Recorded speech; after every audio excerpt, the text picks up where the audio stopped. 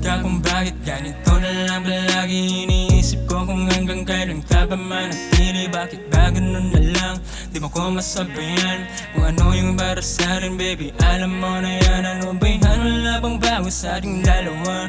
Nagtataka na rin ako kung bakit ba bukang bibig mo na lang palagi ang salitang tama na at hiwalayan. Di ko na namamalayan na palayo ka na sa akin. Pari puso at damdamin at puro na lang pasakit ng dulot na nakaraan. Di ko na maramdaman, manhid ang katawan, puro usok ang laman. Pag damag umiinom, di ko na maramdaman. Malamig ang gabi, lalo na kapag hindi ikaw ang katabi.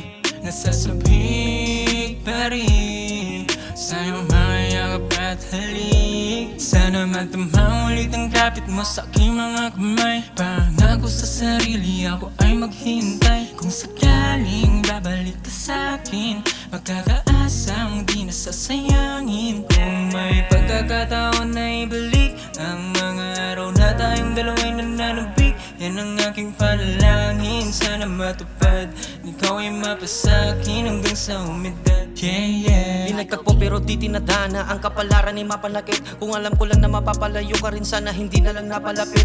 Totoo nga na ang kaligayahan ay may pagdurusa din nakalakip. Marami man nang dumating ngunit sa katangian mo ay walang nakapalit.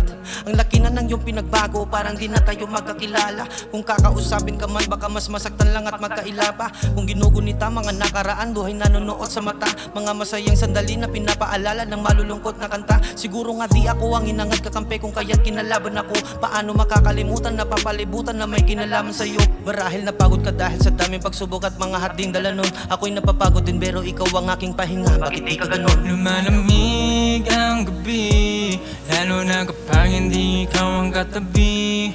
Nasasabik pa rin sa iyong mga yakap at halik. Sana matamang ulit ang kapit mo sa aking mga kamay. Pangako sa sarili, ako ay maghintay. Kung sakaling babalik ka sa'kin, magkakaasang di nasasayangin. Kung may pagkakataon na ibalik ang mga araw na tayong dalawa'y nananabik, yan ang aking panalangin. Sana matupad, ikaw ay mapasakin hanggang sa umidad.